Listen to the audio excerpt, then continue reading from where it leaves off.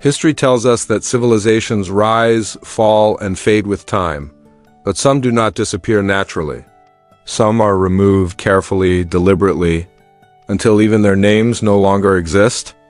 Long before modern nations divided the world, this land was once home to a powerful kingdom. Its cities were built with intention, not chaos. Stone roads followed straight paths, foundations aligned with clear planning. Yet no ancient chronicle officially records this place. No empire claims it. No dynasty acknowledges its existence. For centuries, these ruins were dismissed as insignificant, until researchers noticed something unsettling. The city was too organized for its supposed age.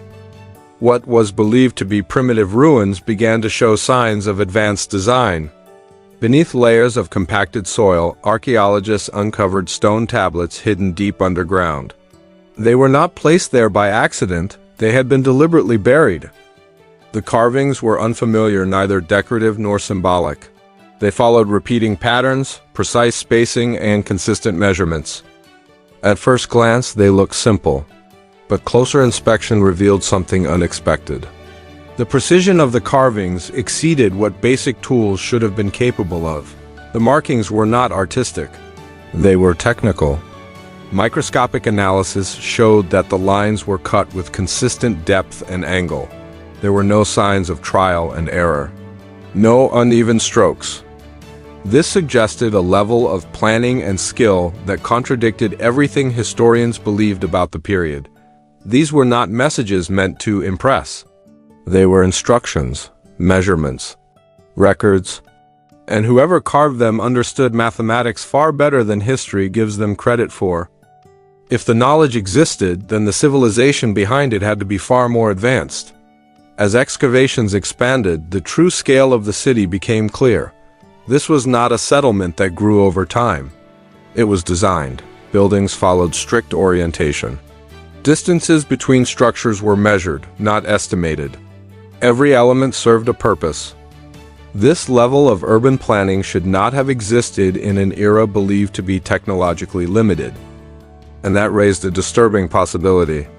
If this kingdom was capable of such knowledge, what else did it know, and why was it erased from history? Inside the remaining structures, archaeologists encountered something unexpected. Stone mechanisms built directly into the walls of temples and civic buildings. They were not decorative. They were functional. Channels guided movement. Grooves allowed rotation. Every component fit with deliberate precision. These were systems designed to last generations. Not symbols meant to inspire belief, but tools meant to be used. This was engineering carved in stone. If machinery existed, then this city required advanced infrastructure to support daily life. Beneath the streets, a hidden network of stone channels was uncovered. An underground water system carefully planned, expertly constructed. Water flowed using gravity alone, no pumps, no mechanical assistance. The channels were angled with mathematical accuracy, ensuring constant circulation and clean supply. This was not survival-level engineering. It was urban infrastructure, and it rivaled systems developed thousands of years later. Such knowledge should have been recorded somewhere, but the records were missing. Written records were eventually found, but only fragments. Pieces of manuscripts that had been torn apart, not damaged by time. Entire sections were missing, pages removed with precision. What remained spoke of measurements, resources, and governance, but never of kings, wars, or religion. It was as if someone wanted the knowledge preserved, but the identity erased. Preserving information while deleting its source suggests intentional control. Elsewhere, the evidence was far less subtle. Rooms filled with ash, charred fragments of scrolls scattered across stone floors. This was not accidental destruction, it was systematic. Knowledge had been gathered and then destroyed. Someone had decided that what this kingdom knew was too dangerous to survive. If records were erased, maps would reveal the final clue. Ancient maps confirmed what the ruins suggested. Regions once marked were scratched away, names deliberately removed. This kingdom was not conquered, it was edited out, borders shifted. Geography rewritten, history moved forward. as if this civilization had never existed at all. Scattered across the region stand massive stone statues, silent, unmoving witnesses to a forgotten past. They do not resemble known rulers. They carry symbols no language has yet decoded. Their scale suggests authority. Their placement suggests intention. These figures were meant to be seen from great distances, as if to remind anyone approaching that this land once belonged to someone else. The statues were not randomly placed. They mark something far more precise. When researchers mapped the positions of the ruins, a disturbing pattern emerged. The city aligned perfectly with celestial events, solstices, seasonal star movements, predictable planetary cycles. This required long-term astronomical observation, knowledge that should not have existed during the supposed age of the city. This was not ritual symbolism. It was scientific precision. Such precision suggested knowledge passed down over generations. From above, the ruins revealed geometric patterns impossible to notice from the ground. Straight lines stretched across uneven terrain, angles repeated with exact consistency.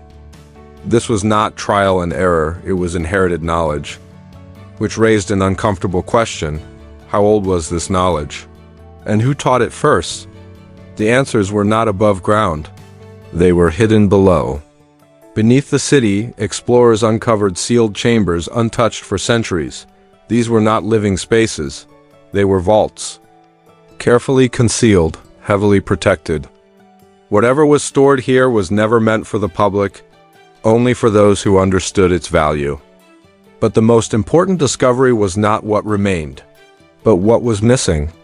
Inside the chambers, the walls were covered in diagrams, engineering, astronomy, and early medical concepts.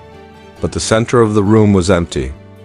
The most critical artifacts had been removed long ago, not by looters, by someone who knew exactly what to take, which suggests this discovery was anticipated, and history was prepared to erase it again. As research expanded, it became clear this kingdom was not confined to a single city.